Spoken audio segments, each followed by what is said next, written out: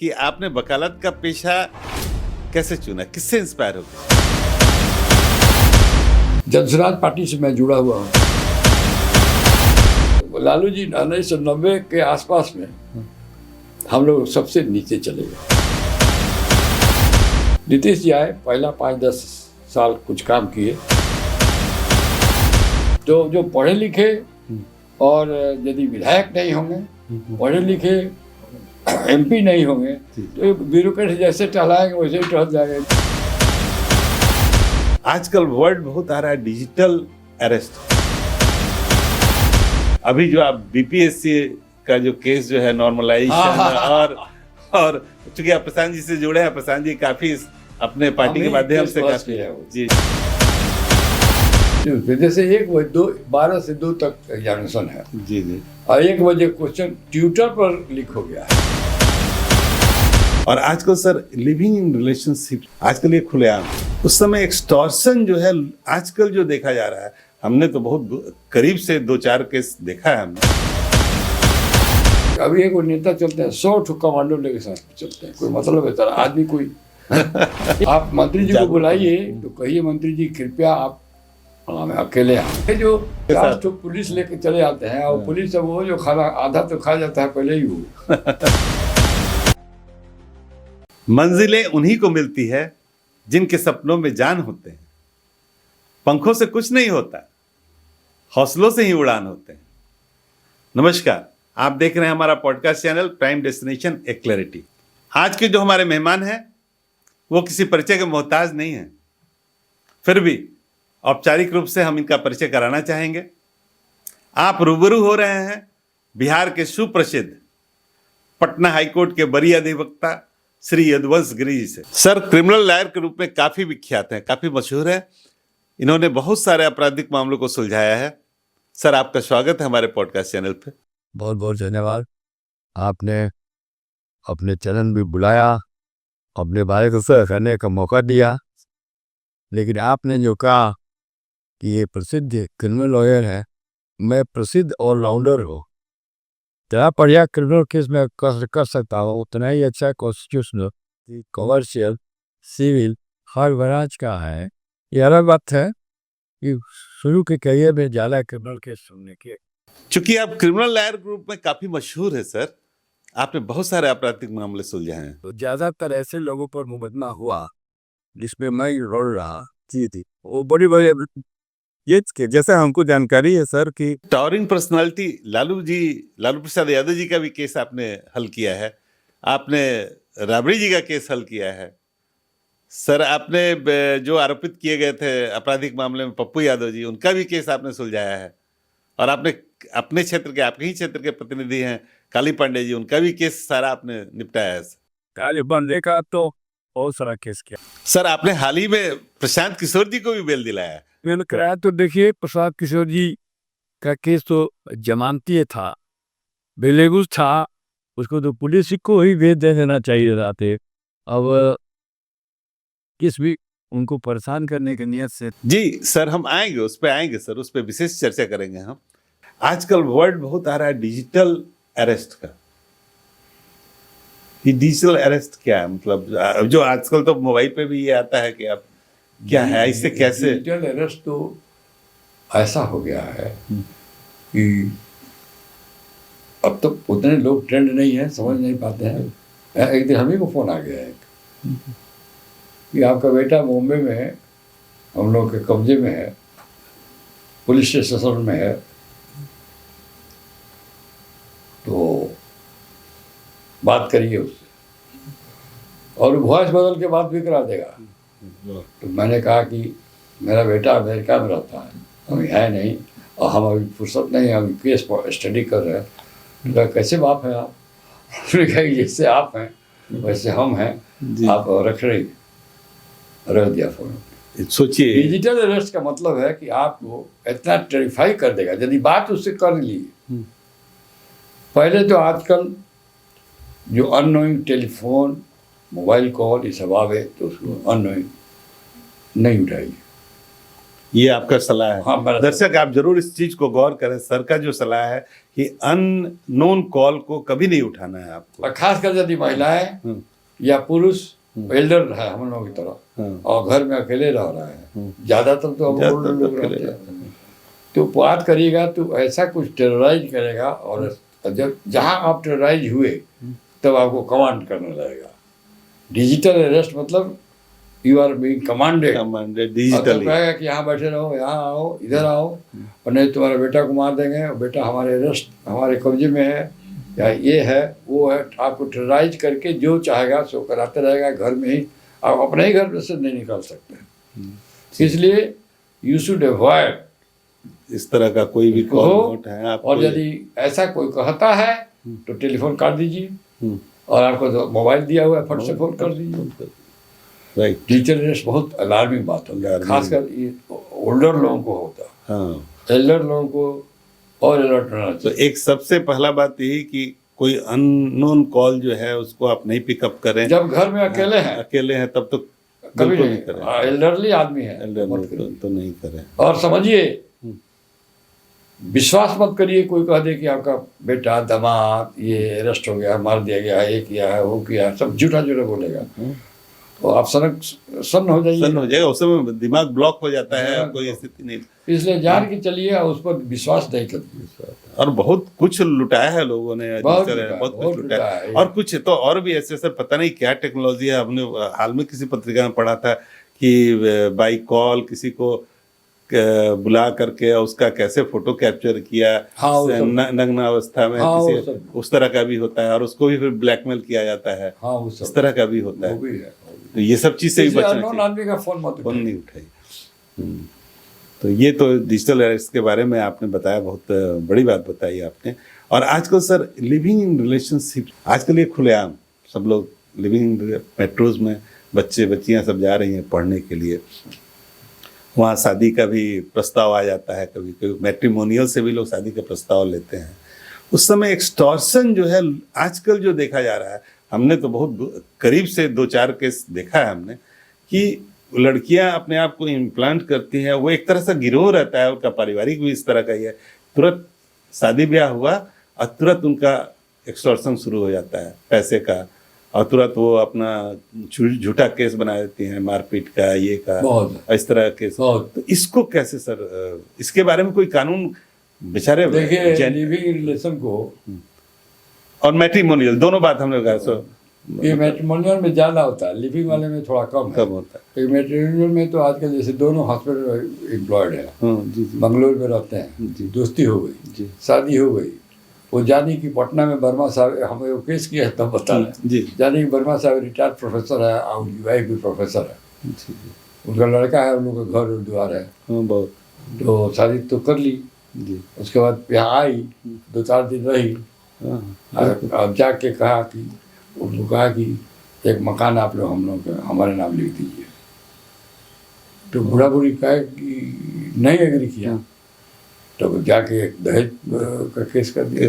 दहेज मांगे हैं, प्रताड़ना किया है, मारे हैं, घर से निकाले हैं। और पुलिसिया कार्रवाई तुरंत हो जाता और है उसमें सर। पुलिस को समझना चाहिए, पेरेंट्स को ज्यादातर और एल्डर पेरेंट्स अभी पकड़ लेते जो आपने कहा है अब जब एल्डर पेरेंट्स पकड़ा जाएगा तो बच्चा भी छटपटाने लगता है, जो कहती है वो करने लगता है। करने लगता समझ गए, ये बड़ा ये भीषण सर्किल है। बेल लेना भी बहुत मुश्किल हो जाता हाँ, है। बेल अभी थोड़ा कोर्ट लिबरल हुआ है, liberal हुआ। लेकिन बेल लेते लेते भी तो परेशानी हो जाती परेशानी है, मतलब समाज में ये इस हाँ, तरह का समस्या है। बहुत समस्या। बिल्कुल आ रहा है। सुप्रीम कोर्ट का जजमेंट इधर आया है, जी जी कोर्ट्स को कहा कि बारे ठीक से समझिए, और जो पेरेंट्स को या रिलेशंस को, अब ननद शादी हो गई है 10 बरस पहले, जी वो अपने ससुराल में है, जी कुछ ननद तो अमेरिका में है, बिल्कुल। उस पर भी केस कर उसको भी दिया, involve कर ननद दिया ने भी जाता है। किया, तो वो सब है। हाँ, पुलिस को भी समझना चाहिए। तो इसके बारे में तो खैर बहुत चिंतनीय है, ये भी जागरूकता की चीज है कि कैसे आप सोच समझ के जो पहले जो होता करता है उसका भी कुछ मॉरल रिस्पॉन्सिबिलिटी होता है, करना नहीं चाहिए ऐसा। लेकिन अब तो समाज का माहौल बदलना पड़ेगा। बदलना पड़ेगा।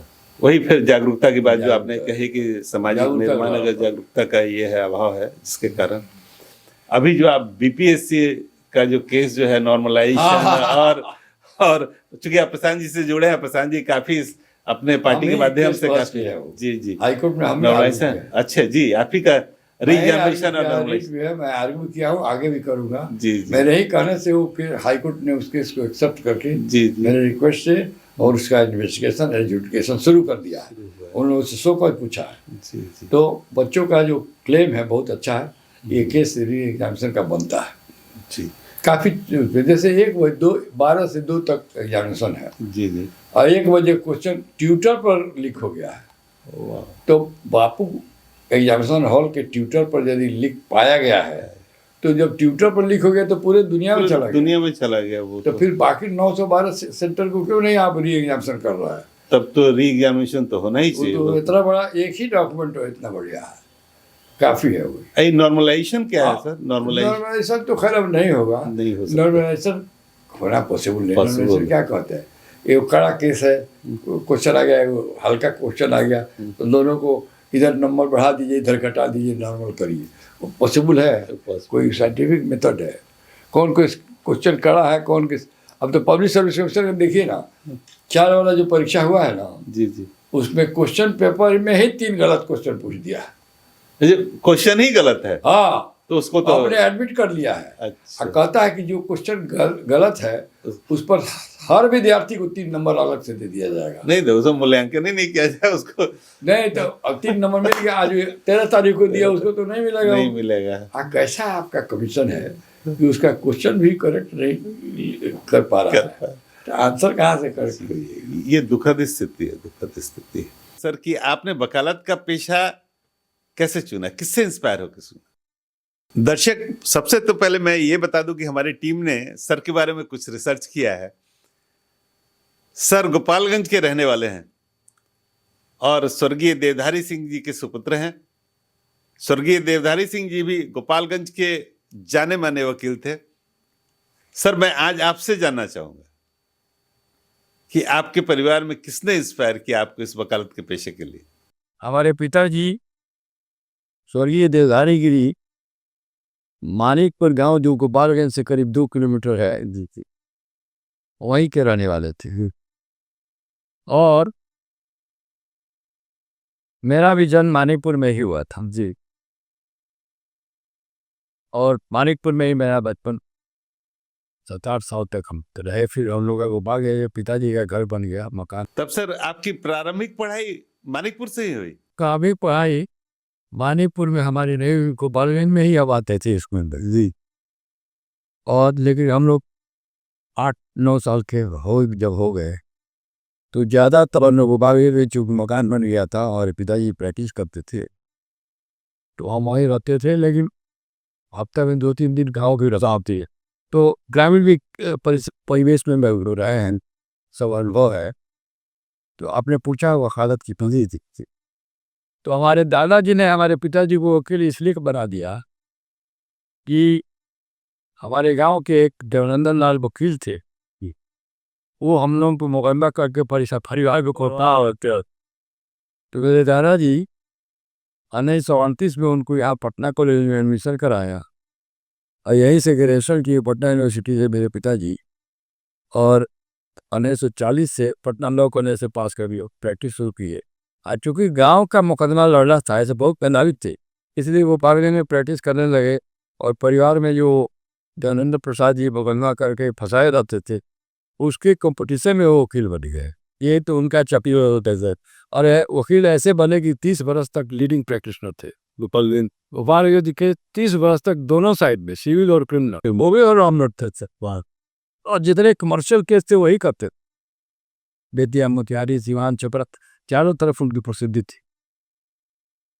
उनका मन था कि इस प्रोफेशन में जो हम प्रैक्टिस इस्टेब्लिश किए हैं, तो इसको बरकरार रखने के लिए कोई एक लड़के को वकालत बनाना है, एक वारिस बनाना था जिसको उत्तराधिकारी वकील करने। ये किताबें हैं, लाइब्रेरी है, और मेरा जो बुजुर्ग में उसको कोई समझने वाला होना चाहिए सर। ये तो उन्होंने हमसे बड़े भाई जो थे हरिवंश गिरी, शशि बाबू जी का हम लोग प्यार से कर। भाई दो कितने भाई हैं सर? मैं 8 भाई हूँ। 8 भाई? हाँ, सबसे बड़े भाई डॉक्टर थे, डॉक्टर हरवी जी। वो न्यूजीलैंड में सेटल कर गए थे, उनका देहांत हो गया जी। उसके बाद थे हरिवंश गिरी हीरो, सच्ची बात आप कर रहे हैं। उन्हीं को मेरे पिताजी वकील बनाना चाहते थे और मुझे डॉक्टर बनाना चाहते थे। और फिर अब छोटे भाई लोग हैं, उनके बारे में बताऊँ मैं धीरे धीरे। जी। तो हमारे ससी भाई जो थे भैया, उन्होंने मैट्रिक के बाद कहा कि अब वो आरत नहीं करेगा। से उन्होंने ऑफिसर्स करे हैं और अंततः बताओ वो भी न्यूजीलैंड चले गए। तो हमारे दो भाई न्यूजीलैंड में सेटल हो गए। सबसे बड़े भाई डॉक्टर आईवी गिरी आइए, शशि बाबू HV आई, वो वही सेटल कर गया। हाँ। तो जब उन्होंने कहा कि हम नहीं बढ़ेंगे, तब हमारे पिताजी ने कहा कि अब और सलाह दिया, नंबर आपका है। क्योंकि मैं डॉक्टर के लिए इंटरमीडिएट तक, मतलब उस समय हायर सेकेंडरी कहा जाती, हम बायोलॉजी से पढ़ रहे थे। तो फिर जब बायोलॉजी से हायर सेकेंडरी जब पास कर गए, तब जो हुआ कि वो वकालत में जाना है, तो हुआ कि वो आर्ट्स में शिफ्ट करिए जी। तब हम BN कॉलेज में आके यहाँ ये ऑनर्स पॉलिटिकल साइंस का हमने एडमिशन लिया सर। जी। और हायर सेकेंडरी के बाद हायर सेकेंडरी आपने गोपालगंज से किया? और बायोलॉजी के साथ फिजिक्स केमिस्ट्री बायोलॉजी, वो तो मेडिकल में जाने का प्रोग्राम था। गोपालगंज तो पढ़ाई लिखाई के मामले में काफी मशहूर है। एक साल नीचे थे यूके सिन्हा जो IAS थे, वो गोपालगंज VM स्कूल से IRHE स्कॉल है, PMHE RS पांडे जो टाटा के पहली फैक्ट्री हुआ करते, वो भी अपने जमाने में वही निमटते। मेरे पिताजी भी उसी स्कूल पढ़े हुए। जी PMHE स्कूल ही हुआ। वो तो वो बेस्ट स्कूल था वहाँ, बहुत अच्छा स्कूल, नामी स्कूल था वो। बहुत अच्छा स्कूल है, बहुत अच्छा है, बहुत नामी स्कूल है सर वहाँ का। तो फिर हमारे पर जिम्मेवारी आ गई। फिर मैं आके BA पास, BA फर्स्ट कोर्स में लिया। संजोग से लालू यादव भी हमारे साथ एडमिशन ली। अच्छे और किसी का ये कई सेक्शन में, कई क्लास में पॉलिटिकल साइंस ऑनर्स उनका भी था, मेरा भी था। तो क्या पहचान हुई थोड़ी बहुत मिलता उसी समय से थी। फिर 68 में हम लोग ग्रेजुएशन किए और उसके बाद हम रानी घाट हॉस्टल में, मेरा शुरू हमको फर्स्ट क्लास ऑनर्स आया था। तो PG भी हम ज्वाइन कर की पॉलिटिकल साइंस में। तो PG के चलते हमको रानी घाट हॉस्टल, रानी घाट जो महेंद्रू जो है वही ना सर? गंगा के किनारे, वह अच्छा था। हाँ जी, ओलंपिक रोड के सामने, उसी के सामने लोकल आता रहे। तो लोकल एडमिशन हमने ले लिया, 3 साल का कोर्स था। जी जी, बहुत अच्छा। हमारे पिताजी जब लॉ पढ़े थे, तो पहले लॉ 3 बरस का था। जब उस साल उन्होंने ज्वाइन किया था तो 2 बरस का हो गया। और जब हम लॉ ज्वाइन किए तो पहले 2 बरस का था, उस साल 3 बरस का। का फर्स्ट कोर्स के हम लोग हैं, वेरी इंटरेस्टिंग है। हाँ। तो लॉ भी पास किए। तो पिताजी के और पूरे परिवार के लोग चाहते थे, और रूरल बैकग्राउंड का परिवार जो होता है ना, कॉमनली रूरल बैकग्राउंड का परिवार का संबंध भी उसी तरह से होता है। तो उन लोगों को वकील की बड़ी आवश्यकता है। एक वकील रहा और एक डॉक्टर रहा था। पर पसरे बिल्कुल गाँव के, ये गाँव के परिवेश में, गाँव परिवेश पे, तो उस परिवेश का भी एक जी जी, असर साथ पड़ा। और पिताजी का भी की इच्छा थी, दोनों बार हुई। तो हम 4 फरवरी 1972 को लॉ पास करने के बाद, एनरोलमेंट होने के बाद, जीवन में कभी हमने किसी नौकरी के लिए अप्लाई नहीं किया, ना ही किसी कंपटीशन में बैठा। हाँ, उद्देश्य यही था कि आपका पिताजी के सपना को पूरा करना है, यही तो। फिर हम 1972 में अप्रैल में ज्वाइन किए और मेरी शादी भी 1972 में नवंबर 30 नवंबर को हुई, जनकपुर में। अच्छा, आपकी शादी जनकपुर में हुई? जनकपुर धाम। अच्छा, तो जनकपुर धाम जो नेपाल के पास है। और हमारी पत्नी का नाम इलागिरी है, उनका भी बहुत लंबा चौड़ा परिवार है जी। हमने तो सुना है कि वो राजघराने की है सर। नहीं, प्रजातांत्रिक घराने की, पॉलिटिकल बैकग्राउंड की, राजघराने नहीं। उनके रिश्ते में चाचा डॉक्टर तुलसीगिरी प्रधानमंत्री थे अच्छा, राजतंत्र में, बस। और उनके भाई वजीर भी सामाजिक नेता, प्रजातंत्र में जब आया तो लाने में उनका बहुत हाथ था। राजतंत्र से प्रजातंत्र। वो भी करीब 20 बरस पार्लियामेंट के मेंबर है, और अभी उनका देहांत हो गया है कैंसर से। बड़े विद्वान थे, हिंदुस्तान के समाजवादी भी सब लोग उनको जानता है। तो एक तो ये बैकग्राउंड रहा। तो वो फिर हम मर गए। फिर जब भारत देश में भारत करते रहे, पिताजी के अंदर धरते दो ही वर्ष में अच्छा खासा अनुभव हम यह हो गया। ज़्यादा सिविल केस चलता था, मनी शूट वगैरह, मनी शूट जाता है बहुत चलता। हमें तो ज़्यादा मनी शूट कर्जा लिया, दस्तावेज बनाया, कर्जा दे दिया, यही सब। जी जी। फिर मेरे मन में आया, और एक मेरे मित्र थे बहुत फास्ट पर, डॉक्टर गणेश ओझा, हम लोग पीजी में साथ थे। तो उनका डिपार्टमेंट पटना यूनिवर्सिटी लेक्चरर हो गया। तो एक दिन उन्होंने कहा कि कितना भी बड़े वकील हो जाओ गोपाल गेट में, you will remain A village lawyers, a language तो वकीली, वही पान खाना, वही वातावरण। तो मैं यहाँ से रहा, पहचान नहीं पड़ेगा। अब तो पटना आ ही गए हैं, तो हाई कोर्ट में शिफ्ट करो आप। मेरा ख्याल है पोटेंशियल की तुम्हारी हाई कोर्ट लायक है, कम से कम हाई कोर्ट आ जाओ। आपकी ये मेघा को देखते ही उन्होंने ये सजेस्ट किया। अरे साथ पढ़े था, साथ पढ़े, वो भी टॉपर थे। और 2074 मतलब से हाँ हाँ। में, तो 1974 आने से 2 साल पहले की बात है जी। पिताजी से इजाज़त लेके, और पिताजी से अब पिताजी हम तो ग्राहक को हाई कोर्ट जाने काम करता। तो बाबूजी कहे कि बात तो बहुत अच्छी है, लेकिन जा रहे हो तो जाओ, लौट के मत आना। जी जी। मतलब you stick to the high court. हमारे कलीग बाबूजी के जो मित्र लोग थे, उनके बेटे प्रैक्टिस करने आए, और 2-3 साल ट्राई, 4 साल ट्राई करके फिर वापस चले गए, फिर जाकर प्रैक्टिस। वो काम नहीं होना चाहिए। नेवर गिव अप, हाँ गिव अप नहीं करना है आप। और स्टेट लेवल का प्रैक्टिस हो जाए, इससे बढ़िया क्या बात ये है। और तुम्हें काबिलियत भी है तो जाओ, तो पूरा मन बना के जाओ कि वही रहना है, लौटना नहीं है। तो मैं चला आया, फिर इधर की प्रैक्टिस। लेकिन मेरे पिताजी की जो इच्छा थी हाँ हाँ। कि घर वकील घर में वहाँ भी रहे, वहाँ भी। तो मेरे फोर्थ ब्रदर जो देवजिगिरी उर्गो ने लोग अच्छा, वो अब जो 10 हाथ चौथे हैं, लेकिन वही वकालत में आ गया। उनको खलत है, थर्ड फ्रंट का कर दिया उन्होंने। तो अभी आजकल वो गोपाल के 12-13 साल से पोलिंग प्रोसीजर वही से भी वही है जी। जनरल के कुछ भी सरकार से चूज करने बीपी डिस्ट्रिक्ट लेवल बीपी बहुत काफी दुखी लेवल रहा जाता है ना। उसको बड़ा नाम मुझे दबदबा भी रहता है, काफी दबदबा वो अभी तय होती थी वहाँ तो है। और मेरा यहाँ प्रैक्टिस आए संयोग से, पहले कुछ पैसे लेने पड़ते थे घर से, 1000 रुपया महीना घर से ज़्यादा था, 1000 रुपया। लेकिन ये 10-15 महीना तक ही लेना पड़ा। बड़ा अच्छा काफी रोचक आपका। तो मेरी पिताजी हम भी 1000, तो जब हमारा प्रैक्टिस 1.5 साल हो गया, मैंने एकदम पोस्ट ऑफ बता रहा। तो उस समय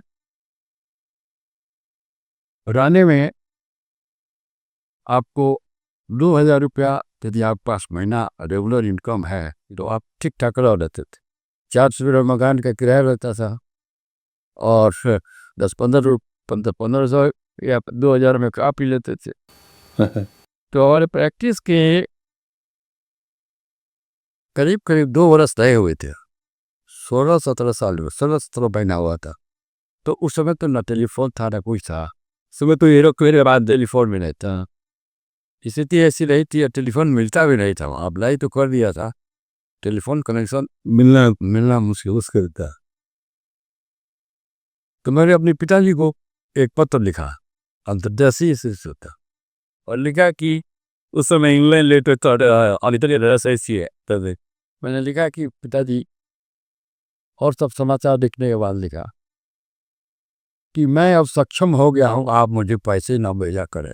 वाह, काफी खुशी मिली होगी सर पिताजी को। मेरे पिताजी बहुत खुश हुए। क्या खुशी नहीं हुए, उसके अंतर्देशीय वो अपने टेबल पर ऑफिस में काम करते थे, रखे रहते थे।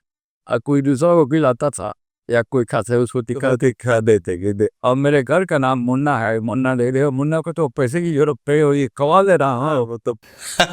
वाह क्या बात है, बहुत अच्छी बात बताई सर। हाँ, ये बात है, एक पिता को बहुत खुशी होती, बहुत खुशी थे, बहुत खुश थे।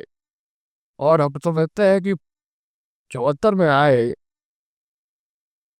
और तब तक तो भाई पूरा इस्टेब्लिश लॉयर हो गया, और 80 आते आते तो रिजॉर्ट पड़ा। जी जी। क्या, बिल्कुल। और अब इधर वाकई हो गई, लेकिन इसमें हमारी पत्नी का भी बहुत हाथ था। जी जी। अब हम उन्हें वैवाहिक जीवन का बात थोड़ा बहुत मैं सुनना चाहेंगे सर। जब हमारी पत्नी का हमसे शादी की बात होने हो रही थी, तो एक कॉमन रिलेशन डॉक्टर अरविगिरी हमारे एल्डर ब्रदर हैं, उनकी पत्नी उनकी बुआ लगती थी, तो वैसे जो न्यूजीलैंड में जो तो उनके रेफरेंस और उनके बीच पिचाव से शादी होती है। तब वही जिसको हम लोग बोलते हैं गवे भाता ना, वही। हाँ हाँ जी। तो हमारे से बात होने आई, तो पिताजी से किसी ने उधर से पूछा कि टिप्पर वगैरह मिलाया जाए, तो हमारे पिताजी बोले कि हम लोग तो गोपालगंज के हैं, तो समझ लीजिए एक तरह से ये अयोध्या के ही तरफ है, और सीता जी के जन्म स्थान की लड़की है, तो हल्के से ऊपर से टिप्पर मिला हुआ है। छोड़ी के मान लगा बात, बहुत अच्छी बात दोनों लोग कि सीता माता के उस जानवर माँ की लड़की है, तो फिर आप टिप्पण देखे हो जाए सही। और दूसरा उन्होंने कहा कि मेरा परिवार भी, हम 8 भाई 4 बहन हैं, हमारी पत्नी भी 11 भाई बहन है। वो ये बच्चा करता, अब तो चाहते ही थे कि ऐसी तरह के परिवार यहाँ मिले जो कि हमारे यहाँ सुमुखित था। इतने लोग हैं, तेंदु पहले के लोग चाहते भी थे सर भरा पूरा परिवार हो। और हमारी पत्नी ने निभाया भी, सब भाई भतीजा सबको साथ लेकर रखा। तो हमारी पत्नी की एक दादी लगती थी, तो वो कहती थी कि हमारे घर के लड़कियों में सबसे ज़्यादा भाग्यवान एक इला है। उसके कान में कोई मासा था, वो मासा देख के कहती हाँ ये हम लोग का उन लोग का, हाँ एक सोच जो अपना है, हाँ इस तरह। तो हमको तो लगा उनके आने से मेरा तो आपका जीवन में काफ़ी बदलाव और बता। जी जी, आगे की अग्रसर जो आप लोग का यहाँ के बदला पूरा और पूरा बदला, स्टेटस बदला, माली हालत बदली, और हमारे 4 बच्चे हुए, एक बेटा एक बेटी, और तीसरे में 2 बेटे हो गए, जिसमें एक सबसे छोटा जो है आशीष गिनी हमारे साथ। फिर मेरे पिताजी की कहीं ख्याल मुझे भी आई, वही बोल के आपने अपने एक बेटा को भी बढ़ाया। उनका भी काफी नाम सुना है सर, आशीष जी का भी नाम सुना है हमने। अभी सीनियर एडवोकेट है, पटनारी हो, बहुत ब्राइट है, बड़ा नाम हो गया नाम है उनका। अब तो बहुत खुश हुए हैं से 10 साल से वो अलग प्रैक्टिस करते हैं, उनका ऑफिस अलग है, उनका स्टाफ अलग है, बहुत परिवार एक है, लेकिन प्रोफेशनली सब अलग। कोई केस में साथ नहीं, बहुत खुशी का बात है, गर्व का बात है। हाँ, आपको तो फील होता होगा जरूर, कितना मतलब ऐसे संभ्रांत परिवार और इस तरह का बैकग्राउंड लेकर के सब लोग है। अब ऐसा हुआ जब हाईकोर्ट में प्रैक्टिस लगा, मेरी प्रसिद्धि इसलिए बढ़ गई कि 80 से ही लगभग, जी जी, 78-80 से ही ऐसे लोगों का मुकदमा जो चर्चित लोग थे, राजनीतिज्ञ थे, हाँ, क्रिमिनल केस में उनको आरोपी बनाया गया था, आरोपी बनाया गया, हमें केस करने को मिल गया। स्टार्ट हुआ श्री काली पांडे से। जी, काली पांडे कर लीजिए। हाँ, काली पांडे का तो जितना केस, उनका केस तो छपर सिवान, गोपालगंज, बट हमें जाके करते रहते। उसी क्षेत्र के प्रतिनिधि थे। बड़ी प्रसिद्धि मिली उससे जी, और सीख भी मिला। कॉम्प्लिकेटेड केस हो, राजनीति पर जब मुकदमा होता है तो बड़ा सोच विचार के बनाया जाता है ताकि जल्दी निकल ना पाए। खैर वो सब लड़े, सब जगह जीते, वो MLA हुए, पार्लियामेंट के मेंबर हुए, उनके नाम पर एक फिल्म भी बन गई। जी, बना था, हाँ, काफी फेमस फिल्म था। और उसके बाद ही महोबिया एक थे मुजफ्फरपुर के, हाजीपुर के महोबिया विधायक, बड़े फेमस, उनका भी केस किया हमने। वीर बहादुर सिंह आरा वाला, वीर बहादुर सिंह जी का भी केस आपने ट्रेन से फेंक दिया कहा जाता है, उनका भी केस हमको करने का मौका मिला। बाद में पप्पू यादव जी के सत्कार केस में जमानत उनके, हाँ, जो अजीत सरकार जी वाले केस में बाद में रिहाई हो गया, रिहाई भी हो गया उनका। उसका केस भी आप ही ने पूरे तौर पर लड़ा, उनका मेन जमानत हम ही कराए थे। अब उसके बाद साबुद्दीन का तो सब केस ही, साबुद्दीन जी का तो सिवान पूरा उनका केस हम करते थे, और कभी पक्ष में फैसला हुआ, कभी विपक्ष में फैसला हुआ, लेकिन जो भी हुआ उसमें हम कहीं ना कहीं इन्वॉल्व थे। तो क्या, तो शहाबुद्दीन के केस करने का मतलब था कि पूरे हिंदुस्तान के अखबार में शहाबुद्दीन का नाम और साथ साथ आपका नाम छपता था। इसलिए कुछ प्रसिद्धि उस पर भी हो गई। हमको 85 में अशोक सेन साहब लॉ मिनिस्टर थे जी।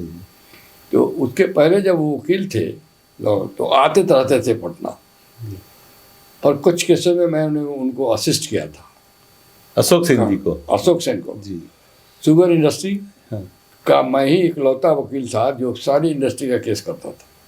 अभी इधर ये चल रहा है, बड़े बड़े उधर कमर्शियल केसेस भी सब पूरे आपके, सारे शुगर इंडस्ट्री हमारे ही एक से एक क्लाइंट हो गए। अच्छा। तो उसमें अशोक सेन साहब को बुलाते थे, हम काम करते थे। तो जब अशोक सेन साहब 1985 में लॉ मिनिस्टर हुए तो हमें अपने से पूछ के क्या बनोगे, हम चाहते हैं पटना हाई कोर्ट में हमें केंद्र के वकील बहाल कर दिए। उस समय था अभी senior standing council government of India, जी जी। हमको 85 में उन्होंने नियुक्त कर दिया। गवर्नमेंट ऑफ इंडिया का स्टैंडिंग काउंसिल आप 1985 में, इंचार्ज जो आजकल एडिशनल सॉलिसिटर जनरल होते हैं ना, वही वही वही पोस्ट है, वो तो पोस्ट वही है, वही। नाम बदल गया है। 5 साल उस समय 85 से ही आप 85 में 5 साल में मैं तो रहा केंद्र 40 साल पहले। हाँ, तो 5 साल में रहा, जी। और हमको 89 में हाई कोर्ट ने फुल बेंच ने 17 साल की प्रैक्टिस में हमको सीनियर बरिया हाई कोर्ट देवता के रूप में नामित कर दिया आपको। हाँ। नामित करता है हाई कोर्ट। ऐसे जी। बहुत लोग आप देखिएगा हाँ। उम्र के अनुसार अपने को सीनियर अच्छा, कहने लगता हाँ, नहीं है। नहीं, वो तो टेक्निकली नहीं है, सही नहीं है। जिसको नामित करता है हाई कोर्ट, जी जी जी, उसको वही है, वही वरीय देवता। जी। तो हमको नामित किया, 17 इयर्स के कैरियर में आप वरीय देवता बन गए। हाँ। और जो जिसका कोई बाप दादा बड़ा आदमी नहीं था, नहीं फादर तो हमारे फादर थे तो गोपालगंज में थे, यहाँ नहीं पटना थे। में कोई प्रभावशाली जी वैसा व्यक्ति, जैसा कि इस क्षेत्र में होता है कि प्रभावशाली न कोई वकील न कोई जज नहीं था, तो कोई गॉडफादर नहीं, कोई गॉड फादर नहीं थे। तो हमारे रूट फादर थे पिताजी, लेकिन रूट फादर बिल्कुल उनका संस्कार लेके, हाँ उनका संस्कार लेके आप आए थे, बहुत अच्छी बात है। तो root father was there but no गॉड फादर नो। जी जी। और इसे ही 17 साल की प्रैक्टिस में हमारा बेटा भी आशीष गिरी भी सीनियर नहीं वाह, मतलब आपका अनुसरण साथ साथ कर रहे हैं, वो भी 17 साल में हो गए, अभी हुए हैं। बधाई हो सर, बधाई हो आपको इसके लिए। और हमारा इस माध्यम से, आपके माध्यम से उनको भी सर बहुत बहुत बधाई, बहुत धन्यवाद। तो आपके लिए तो गर्व का विषय है जी। फिर 95 में इनकम टैक्स वालों ने हाँ एक बात हमने सुना है सर कि आप सबसे बड़े टैक्स पेयर स्टेट के हैं एज ए प्रोफेशनल। ये हमने आपके बारे में जब हमने कुछ जो भी हमने रिसर्च किया उसमें पता चला कि आप सबसे बड़े टैक्स पेयर बिहार और झारखंड के रहे हैं शुरू से as a professional tax payer. इसके पीछे क्या है? नहीं, इसके पीछे ये रहा कि मैं ज़्यादातर अपने इनकम का जो इनकम मेरा होता है करीब करीब उस पर टैक्स दे देता हूँ। हमारे समाज के प्रति भी कुछ कमिटमेंट है और बिल्कुल paying income tax is a service to the nation service to the society. तो हमने सोचा कि भगवान हमको इतना इनकम दिए है तो इसको छिपाना नहीं चाहिए, इसको दीजिए बिल्कुल, ताकि ये प्लाउ बैक हो, समाज में जाए, गरीबों के लिए प्रोजेक्ट बने, स्कूल बढ़े, बच्चे पढ़े, बिल्कुल सड़क बने। ये काफी आदर्श सोच है सर, ये तो लोगों को सीखना चाहिए। इस विचार से मैं 95 में इनकम टैक्स डिपार्टमेंट ने एक फंक्शन किया। उस समय के प्रिंसिपल कमिश्नर थे बलिराम शर्मा। अच्छा, 1995 या 96 में भी 97 फंक्शन हुआ, और उस फंक्शन में इनकम टैक्स ने हमको एक सर्टिफिकेट दिया, ताम्रपत्र की तरह एकदम लिखा हुआ, सम्मानित किया इनकम टैक्स डिपार्टमेंट, जबकि इनकम टैक्स डिपार्टमेंट लोगों को खदेड़ता है और आप सम्मानित किए गए। और सही बात है सर, ये तो एक आदर्श व्यक्तित्व झलकाता है कि आप जो भी अर्न कर रहे हैं, जो जेन्युइन टैक्स है उसको आप खुद से खुद जमा कर रहे हैं और सबसे बड़े टैक्स पेयर हैं। बहुत बड़ी बात, तो सम्मानित होना ही चाहिए हमको था। इतना पता नहीं था कि क्यों ऐसा है, तो वहाँ हमको अनाउंस किया गया जी जी। कि बिहार और झारखंड के दोनों प्रदेश मिला के, दोनों जगह उस समय मिल के, हाँ,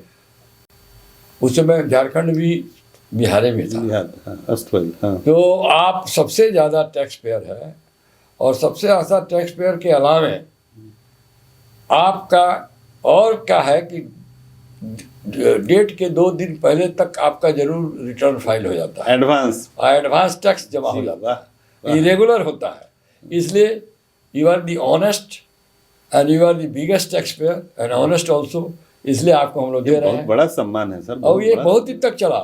बाद में जब धोनी आ गए, हाँ, ये हम पूछने वाले थे कि ये अभी तक बरकरार है या कोई नहीं अब पास तो सरपास बरकरार किया नहीं है।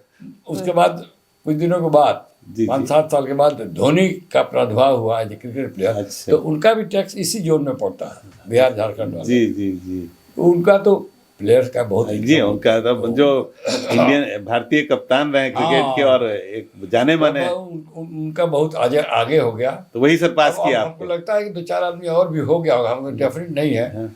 लेकिन अभी भी टॉप ब्रैकेट में हम चल रहे हैं। हाँ, इस उम्र में भी 75 साल की हमारी अवस्था हो गई।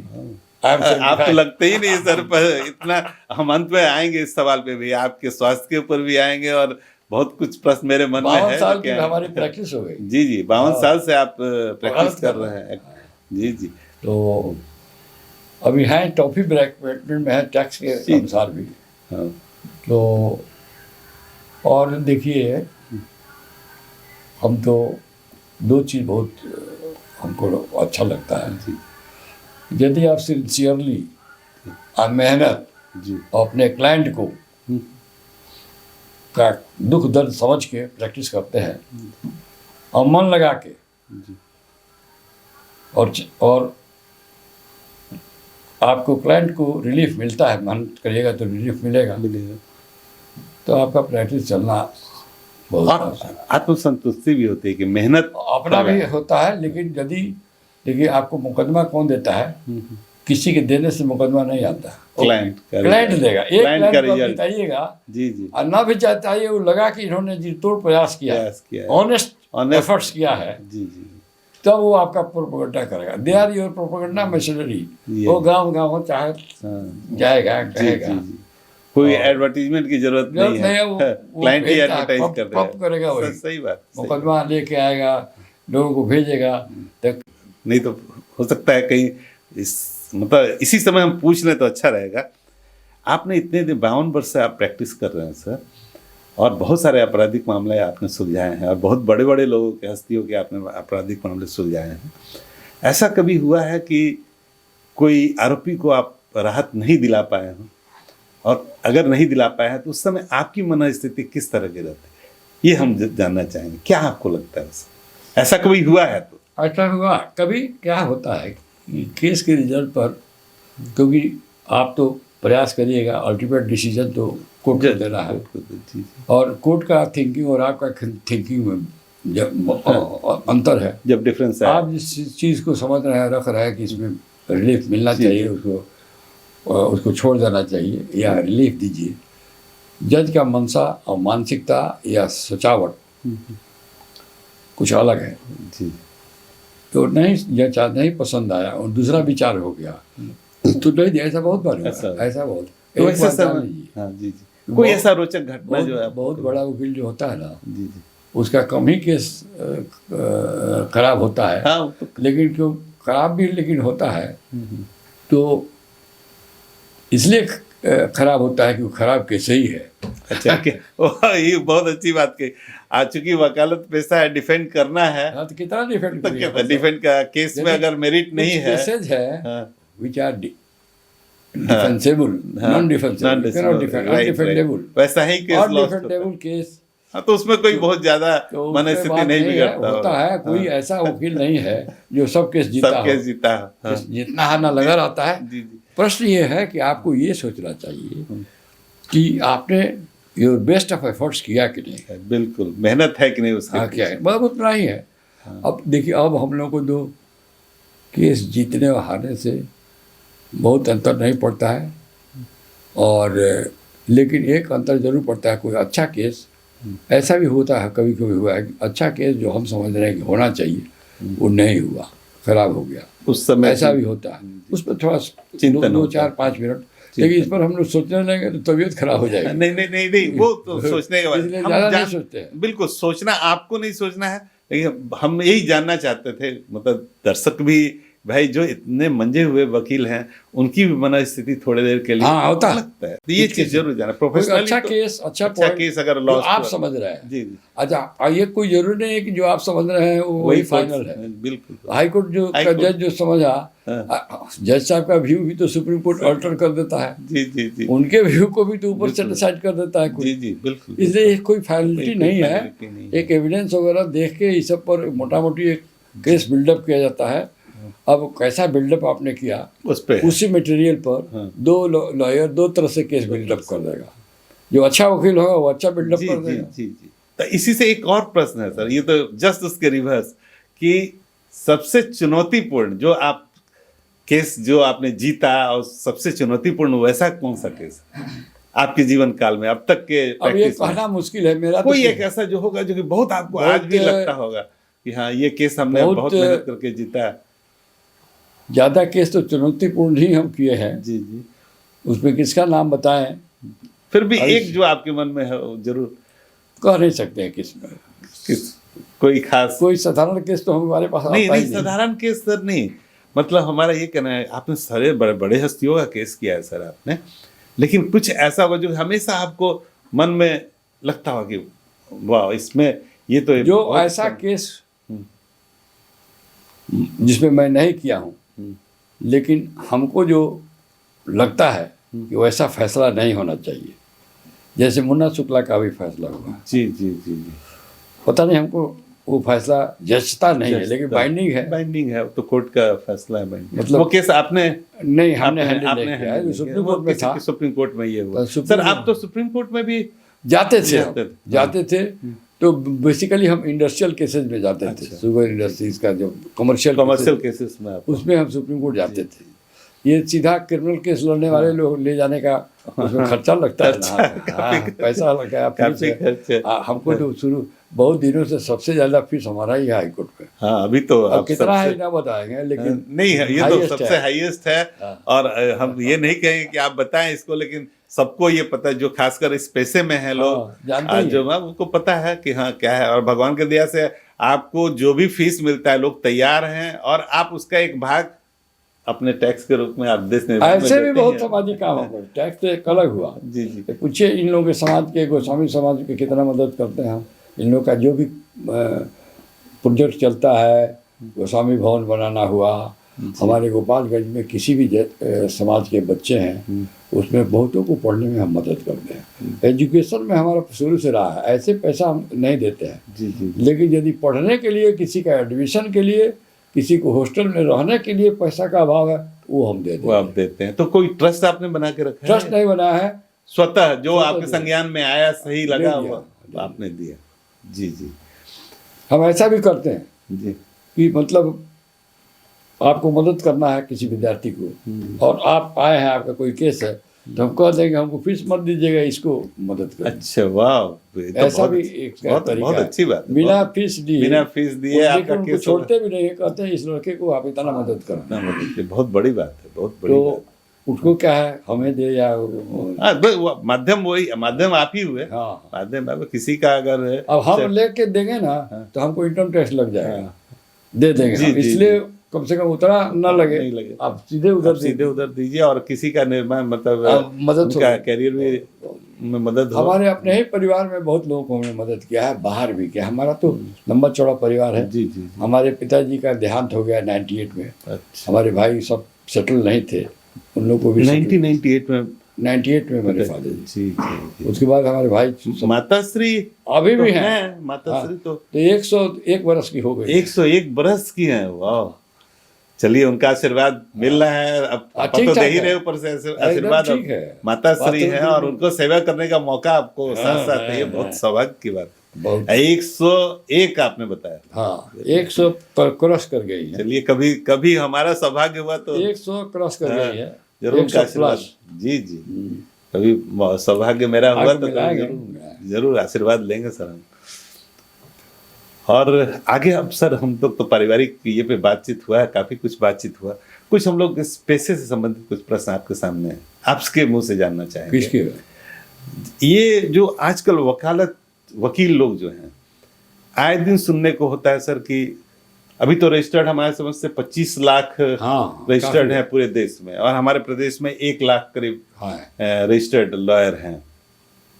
उनकी कुछ समस्या आए दिन दूसरे प्रदेश में भी, हत्याएं, अपने पेशे से कोई भी आया, उनको उस तरह का सुरक्षा नहीं है सर, आए दिन सुनने को मिलता है। जैसे राजस्थान में हुआ, हापुड़ में हुआ, आगरा में हुआ, वकीलों की नहीं हत्या। देखिए, तो इसका कोई वकीलों के बारे में जी जी मैं बहुत सोचता हूँ, जी, और उनकी सुरक्षा के बारे में कोई ऐसा? एक सुरक्षा अलग चीज़ है, वो हम आएंगे अलग से, जी जी जी लेकिन उनकी आर्थिक स्थिति पर भी विचार करना होगा। जी ज़्यादातर जो यंग लॉयर्स हैं, जो अच्छे फाइनेंशियल बैकग्राउंड की फैमिली के नहीं हैं, जी, वो बहुत तकलीफ में है। ये आप मानते हैं? मानते हैं कि ये है खूब है। जनसुराज पार्टी से मैं जुड़ा हुआ हूँ, अच्छा, आप पॉलिटिक्स? अभी जुड़ा, जीवन में कभी किसी पार्टी से नहीं जुड़ा था, जी जी जी। लेकिन एक दिन प्रशांत किशोर जी ने हमको ऐसा परसुएड किया, अच्छा, प्रशांत किशोर आपको अप्रोच किए? अप्रोच किया, घर आए हमारे, हम एक बार ना कह दिए थे, जी तो आए तो हमसे वो बोले जी जी।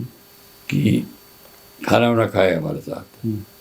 पहले से कोई परिचय? राजू भी थे हमारे साथ। पहले से कोई परिचय नहीं, उनको 15 सितंबर से पहला हमारे यहाँ उनकी बात हुई। ये 15 सितंबर 2024 24 जो उसके पहली पहले मुलाकात? कोई नहीं मुलाकात। जी, लेकिन मैं उनको फॉलो करता था, उनका जो टीवी वगैरह में या YouTube जो में, जनसुराज या पार्टी जो उन्होंने जनसुराज- बनाया था, जनसुराज का जो अभियान जो गाँव था, गाँव घूम रहा थे, उसको आप तो फॉलो कर हमको रहे बड़ा अच्छा लगा। ये आदमी बड़ा फॉरसाइटेड है, बहुत मेहनत करके, और विकास के बिहार को खासकर शिक्षा बढ़ा के, शिक्षा के हम भी बड़े जी, जी। हिमायती हैं, शिक्षा विकास करके और पलायन रोकना चाहता है, और क्वालिटेटिव लाइफ बिहार का ही इम्प्रूव कर देना चाहते जी, हैं। जी। अपॉर्चुनिटी है, जो बाहर जाते हैं हम लोग बिहार का, देखते हैं कैसे बिहारियों को हेय दृष्टि से देखा जी, जाता जी, जी, है। ये सब तो आपका गया है पंजाब वगैरह, देखा होगा, बिहारी केवल ज़्यादातर, कुछ अच्छे भी पोस्ट पर हैं, जी, जी। लेकिन ज़्यादातर पूरे देश को हम लोग लेबर सप्लायर है। हमारे ही वर्कर हो, चाहे कर्नाटक में हो, चाहे हो पंजाब में हो, पंजाब का तो खेती ही नहीं हो हमारा। जी जी जी। हमारा अधिकतर जो लोग माइग्रेट करते हैं वो एज ए लेबरर। हाँ, लेबर ही है। तो क्यों जाते हैं कि आपके यहाँ मौका नहीं है, कोई अपॉर्चुनिटी नहीं है। तो ये सब हमको दिमाग में रहता था, लेकिन देखेंगे तो आदमी वही बात कर रहे हैं। एक यंग आदमी जो है, आदमी बढ़ के और वेल टू डू आदमी है, और गाँव गाँव घूम रहे हैं, इस अभियान को चला रहे हैं। अभियान चला रहे हैं। जी जी तो इनसे कुछ एक्सपेक्ट किया जा सकता है। जी। और फिर दूसरी बात उन्होंने क्या कहा हमसे, ये मेरे मन में था कि दूसरी बात उन्होंने हमसे जो कहा, जो हमको टच किया, कि भाई आप भी वकील हैं और आपको तो लोग बहुत अच्छा वकील मानता है।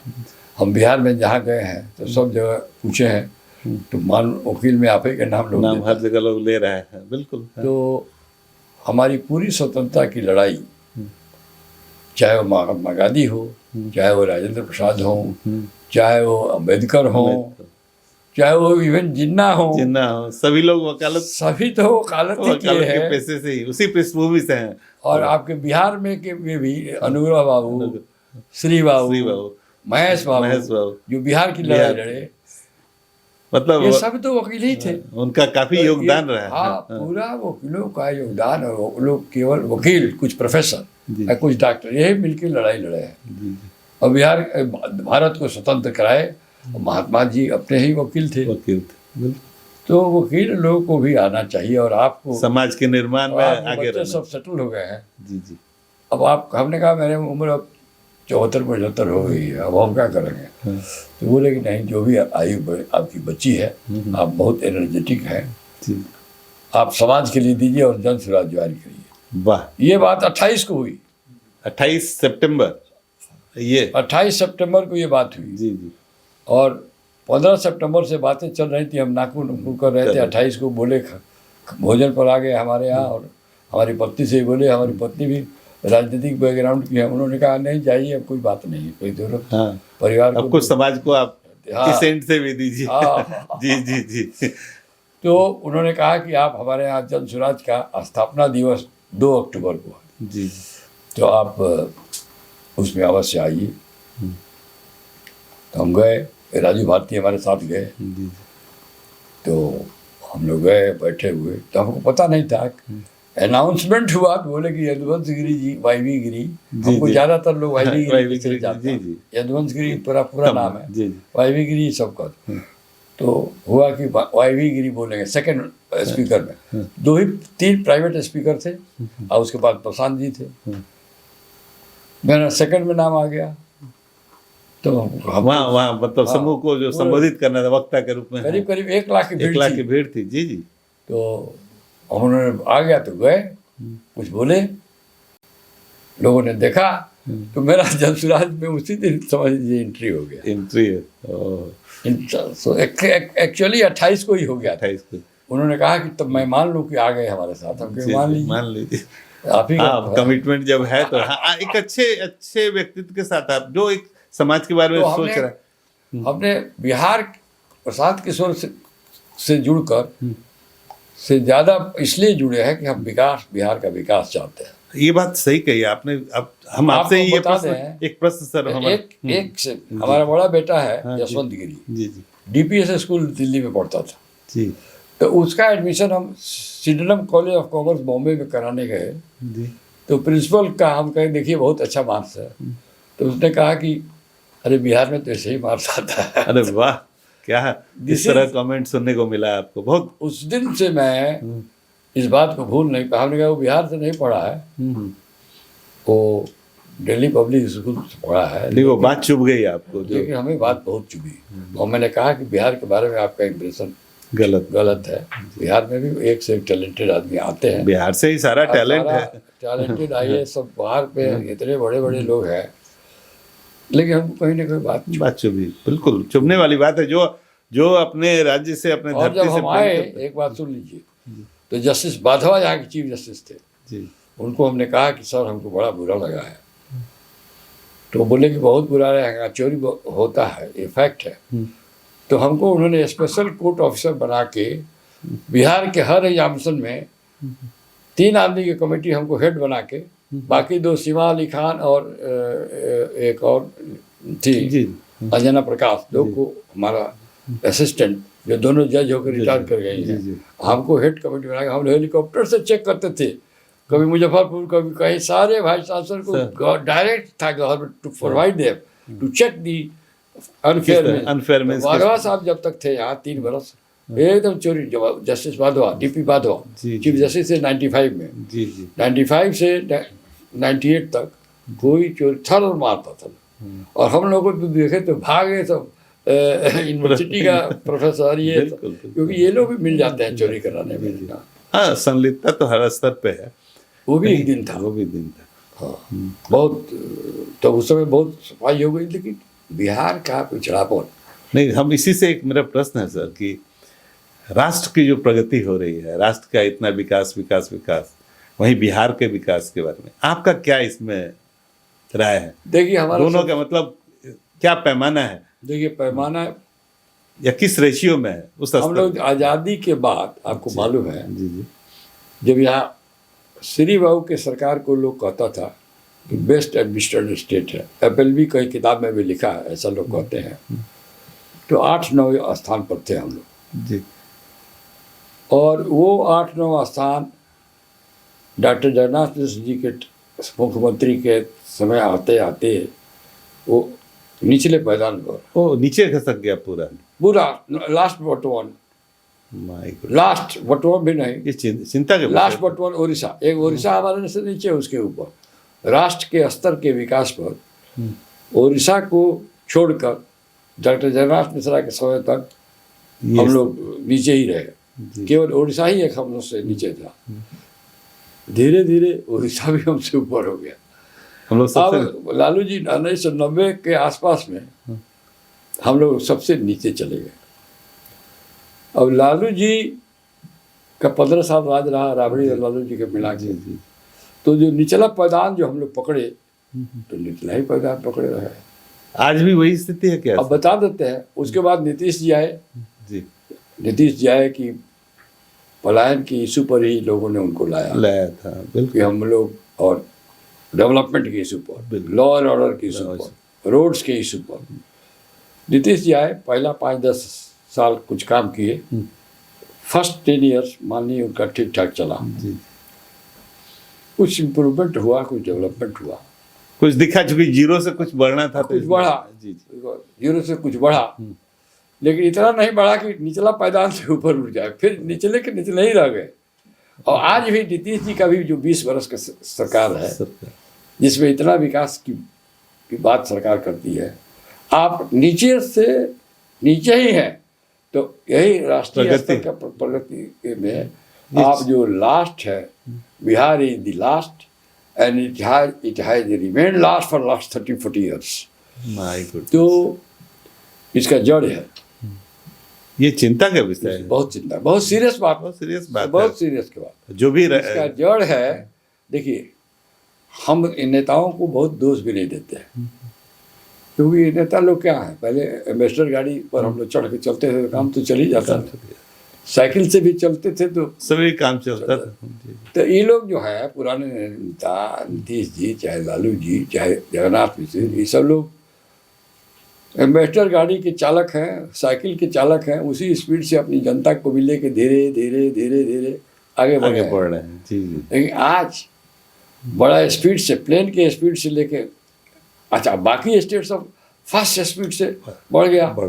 वो लोग मॉडर्न टेक्नोलॉजी लगा के आगे बढ़ गया और सब डेवलप करता गया। और आप में उनमें बहुत गैप भी, आप नीचे ही नहीं है, बहुत डिफरेंस भी है आप में।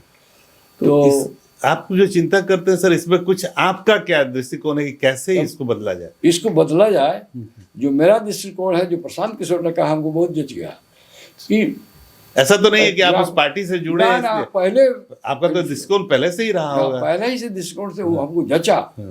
पहला, शिक्षा को यूनिट बना के और किसी को अशिक्षित नहीं रहने देना। बिल्कुल, शिक्षा का स्तर ऊंचा करना है। शिक्षा का क्वालिटी, यो स्तर ऊंचा करना है, स्तर करना, क्वालिटेटिव एजुकेशन।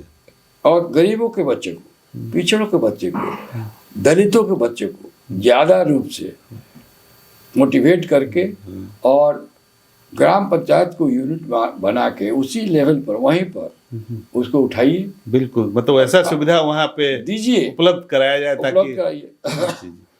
और दूसरा है, बिहार में इंडस्ट्री लगाइए। इंडस्ट्री नहीं लगाइएगा तो अनएम्प्लॉयमेंट, अब वो पढ़ लेगा तो जाएगा कहाँ? उसको अपॉर्चुनिटी चाहिए ना। फिर माइग्रेशन, फिर वही माइग्रेशन हो जाएगा। हाँ, आज भी जो लड़के, खासकर जो पढ़े लिखे लड़के, वो रुकते नहीं हैं। जो पढ़ गए सो भी जाए, वो भी बाहर है। मजदूर तो जा ही रहे हैं, मजदूर को तो भेज ही रहे हैं। पढ़ ले गया, उसको भी कोई नौकरी है यहाँ बिहार में? नौकरी है, क्योंकि आपको कोई बढ़िया इंडस्ट्री, अपॉर्चुनिटी नहीं दिया आपको। कोई आपके यहाँ ऐसा मॉडर्न सेंटर भी नहीं है, कोई कुछ है ही नहीं। ये जो पहले 40 शुगर मिल रहता था ट्रेडिशनल, वो भी सब बंद हो गया। 8-9 रह गया। डिस्टिलरी सब बंद हो गई। ये इंडस्ट्री फर्टिलाइजर था यहाँ पे। अब तो मॉडर्न इतना गाड़ी का आया, कार कितना मैन्युफैक्चर आ गया, 100 मैन्युफैक्चरर्स आए बाहर। लेकिन एक भी बिहार में नहीं। बिहार में क्यों नहीं आते? बिहार में नहीं आते। आपसे डर क्यों जाते हैं? जानते हैं कि ये एम्बेसडर वाला स्टेट है, यहाँ मत जाओ। यहाँ के कोई भी लगाएगा इंडस्ट्री, कोई भी लगाएगा तो फायदे के लिए लगाएगा। बिल्कुल फायदे के लगाएगा, क्वालिटेटिव। अब बिहार में बड़ी गाड़ी खरीदी जा रही है। हाँ, लोग खरीद भी रहे हैं, लेकिन सब मैन्युफैक्चरिंग बाहर से हो रहा है, बाहर से। तो यही बात है। प्रशांत किशोर जी का जो विचारधारा है, सोच है, और जिस पर कर रहे हैं काम, वो सराहनीय है। सराहनीय है। उससे बिहार का उसी से विकास होगा। एजुकेशन, इंडस्ट्री और समाज की में भेदभाव नहीं होना चाहिए। अरे कोई मुसलमान पैदा हुआ है तो अपने स्वेच्छा से पैदा हुआ, भगवान उसको मुसलमान के परिवार में पैदा कर दिया। कोई ओबीसी में हुआ है, बैकवर्ड कास्ट में, जी, तो अपने से आया है क्या कि हमको, मतलब इससे बहुत ऊपर। कोई ब्राह्मण में पैदा हुआ है तो जान क्या है ब्राह्मण? ये तो इंसिडेंट्स ऑफ लाइफ है। बिल्कुल। और शेड्यूल कास्ट है, जब शेड्यूल कास्ट हो गया तो सबको समानता का अधिकार, बराबरी। अच्छा, समानता दो तरह से होता है। पहला कि सबको इक्वल मानिए, ये एक समानता है, राइट ऑफ इक्वलिटी की जो बात। Equality। जी जी, लेकिन इसका दूसरा भी एक पहलू है, उसको भी समझना चाहिए कि unequal should not be treated as equal. Equal, सही बात है। एक लंगड़ा आदमी को कहिए और दौड़ने वाले आदमी को साथे दौड़ के साथे पहुंच दौड़ा, जाओ, वो ये संभव पहुंच है, जाए। बिल्कुल। तो देयरफॉर उसको बैसाखी भी उसको देना होगा, बैसाखी भी देना होगा, उसको उस काबिल बनाना होगा। काबिल बनाना होगा। राइट, काबिल आदमी को बनाइए, बनाइए। और काबिल आदमी को विधायक बनाइए, और काबिल आदमी को एमपी बनाइए। मतलब राजनीति में काबिल लोग आए, काबिल लोग आए, पढ़े काबिल लिखे लोग पढ़े आए। लिखे लोग आए। तो राजनीति में नहीं आएंगे तो सरकार तो आखिर सरकार तो राजनीति नीति तो वहीं से चलाते हैं। निर्धारण होगा, नीति तो वहीं पॉलिटिकल से मास्टर, पॉलिटिकल एग्जीक्यूटिव, पूरा नियम कानून बनाना, असेंबली, हाँ, नीति वहीं पार्लियामेंट, से निर्धारित नीति होता है, तो वहीं निर्धारित होती है। निर्धारित होती है, बिल्कुल। तो जो पढ़े लिखे और यदि विधायक नहीं होंगे, पढ़े लिखे एमपी नहीं होंगे, तो ब्यूरोक्रेट जैसे टहलाएंगे वैसे ही टहल जाएंगे, जो कानून बना के दे दिया, बड़ा हो छोटा हो, ये सब।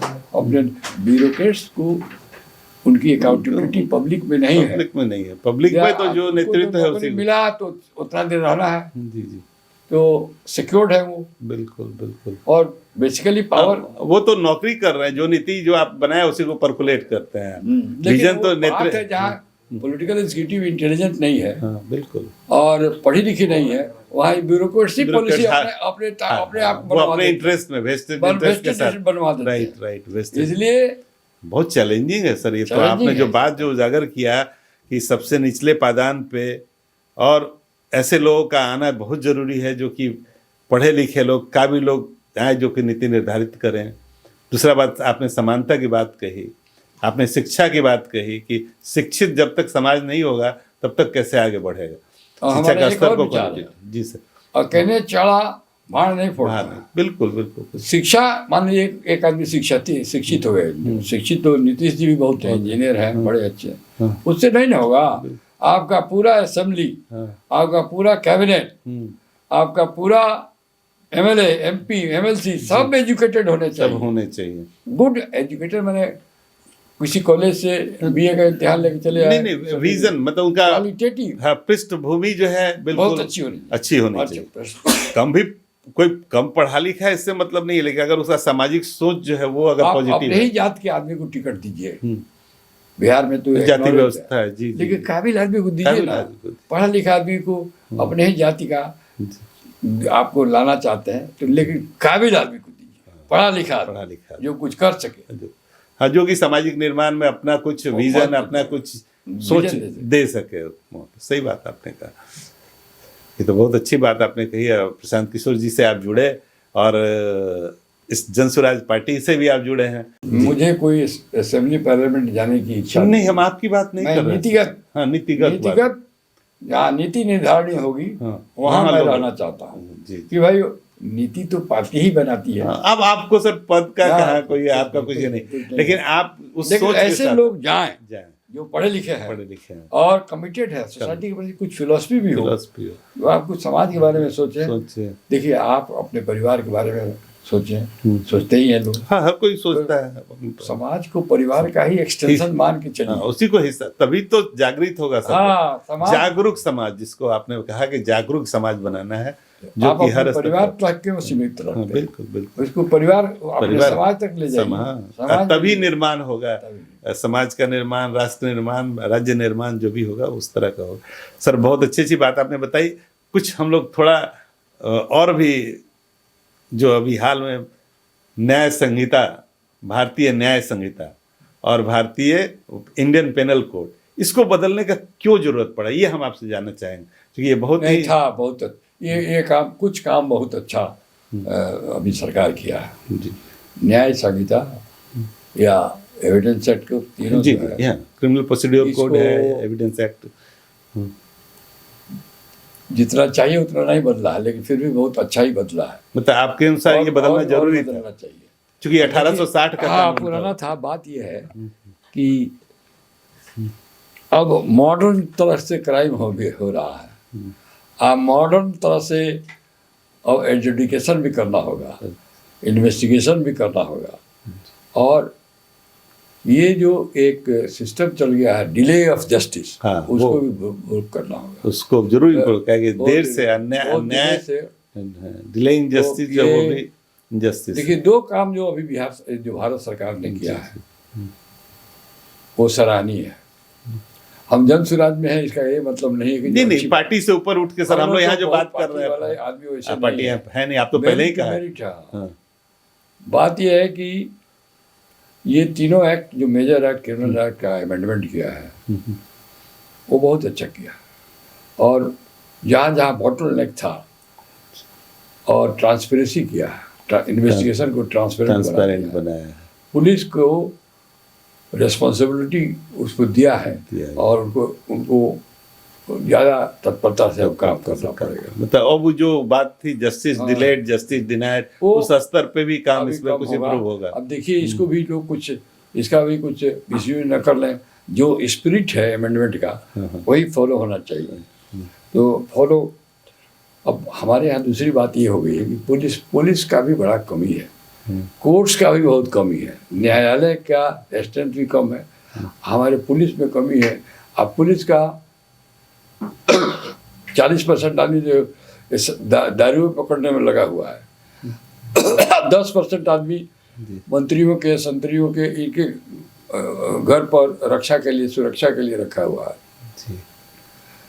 तो आपको जनरल पुलिसिंग के लिए आपके पास 40% 50% लोग हैं, उनका भी हैंड्स कम है। जिस तरह का क्राइम रेट बढ़ रहा है, जी जी पुलिस स्ट्रेंथ को बढ़ाना होगा। और पुलिस का जहाँ मिसप्लेस पोस्टिंग हो रहा है, अब ये प्रोविजन फेल कर गया है बिहार में। प्रोविजन तो फेल है सर। फेल है, कहने के लिए कागज पर है, लेकिन आपका इतना पुलिस फोर्स उसमें वेस्ट हो रहा है और उसको मन भी लगता है, मिसयूज भी होता है। और उसको मन भी लगता है कि इतना पुलिस फोर्स का डाइवर्सन। और ये जो इतने लोग को, जितने एक्स एमएलए एक्स एमपी सबको जो बॉडीगार्ड का सुरक्षा के नाम पे नहीं देना चाहिए। ये भी नहीं देना। पूरे प्रदेश को सिक्योर बनाइएगा तब ठीक रहेगा कि एक एक आदमी के पीछे लगाइएगा और बॉडीगार्ड कुछ कर पाता है। यदि आप कोई प्लान करके जब आ जाता है और मारने का, तो बॉडीगार्ड तो पहले भाग जाता है, बॉडीगार्ड छोड़ के भाग जाएगा। तो धूल वो बॉडीगार्ड का हमारे यहाँ क्या इस्तेमाल हो गया, बच्चों को स्कूल पहुंचाओ, स्टेटस सिंबल, सब्जी खरीद के ले आओ, और उसमें पुलिसिंग कम हो जाती है। अब ऐसे वकील की तो सर बात अगर कहें, अधिवक्ता जो भी है, सबसे एक्सपोज तो लॉयर सर, अब वो ब्रिज का काम करते हैं सर। पुलिसिंग और न्यायपालिका के बीच में उनका ब्रिज का काम है, सेतु का काम है। अब जहाँ उस तरह का स्थिति ही नहीं रहेगा तो कैसे काम होगा? आप खुद जैसे बोल रहे हैं कि पुलिसिंग इस तरह का अव्यवस्थित अगर है जहाँ सुरक्षा खुद वकील को नहीं है, वो तो बात है ही, सुरक्षा तो वकील का सर इसके में कोई प्रोटेक्शन एक्ट अखिल भारतीय स्तर पे भारत सरकार कुछ नहीं इसके लिए कुछ कर रही है, कुछ ऐसा? हाँ, कर रही है। राजस्थान में शायद बना है, उतना नहीं हुआ, राजस्थान में बना है सर, बना है एक, हाँ, लेकिन एक्ट तो बहुत प्रोटेक्शन एक्ट बना है। अच्छा, शारदा एक्ट बना था, जी जी, जिसको एंटी डेवरी एक्ट कहते हैं। जी जी जी, एक्ट तो बन गया, जी लागू हुआ, लागू तिलक दहेज हाँ वो तो अभी भी चलता है कि नहीं चलता? बिल्कुल खूब चलता है। दहेज में आजकल हत्याएं भी बहुत हो रही है, वो सब चीज केसेस तो आपके सामने आते होंगे। एंटी डाउरी एक्ट बना कि डाउरी मत लीजिए। और जितने IAS IPS सरकारी पदाधिकारी है, इन लोग पहले कसम खाते हैं नौकरी के पहले कि मैं नौकरी ज्वाइन करूंगा तो मैं न तिलक लूंगा, न दहेज दूंगा, न ये करूंगा। इवन IAS IPS उनका तो रेट करोड़ों में चल रहा है, तो वो भी तो पैसा लेते हैं। तो विपरीत है, बिल्कुल ओथ जो ओथ के विपरीत है, ओथ के विपरीत। ये समाज में बदलाव लाना ये तो शिक्षा करिए, बिल्कुल, और शिक्षित और लोगों में जागृति लाइए, जागरूक समाज, बिल्कुल। और हमारे जो समाज के नेता हैं उनको रिफॉर्मिस्ट बनना होगा। ये नेता को भी वो जो पावर ड्रंकन हो जा रहे हैं, मैं अभी एक नेता चलते हैं 100 कमांडो लेके साथ चलते हैं, कोई मतलब है तरह आदमी कोई 100 कमांडो, जितना ज्यादा कमांडो उतना बड़ा नेता, क्या मतलब है? कैसे नेता हो जी जब तो कमांडो लेके चल रहा है।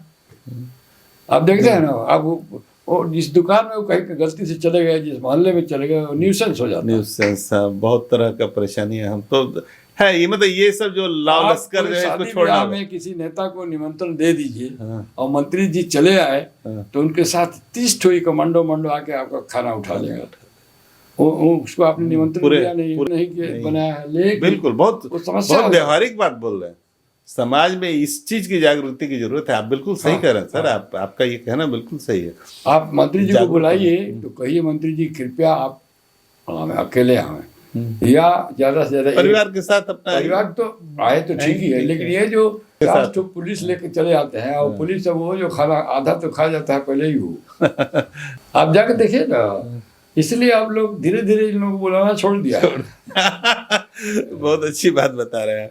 नहीं ठीक है, ये आप एक अच्छी बात कही आपने। एक आप जा रहे हैं शादी में किसी के यहाँ, पारिवारिक श्राद्ध में जा रहे हैं, श्राद्ध में भी उतना ही जाएगा तो 40-50 को कमांडो लेके। My God। अब आजकल काला काला जिसको मान लीजिए सरकारी नहीं मिला है तो वो क्या बोलते हैं बाउंसर लेके। अरे बाउंसर तो क्रिकेट के मैदान में बॉल फेंका जैसे, बाउंसर क्या हो गया? जी एक और बाउंसर हो गया। हम लोग बाउंसर क्रिकेट के मैच में देखे हैं, कोई बॉलर फेंकता है बाउंसर। जी फिर हम लोग बात करेंगे सर। आपका समय बहुत कीमती है। आपने इतना ही समय दिया हमारे चैनल को, इसके लिए बहुत बहुत आभार सर आपका। आपका क्या? सर धन्यवाद।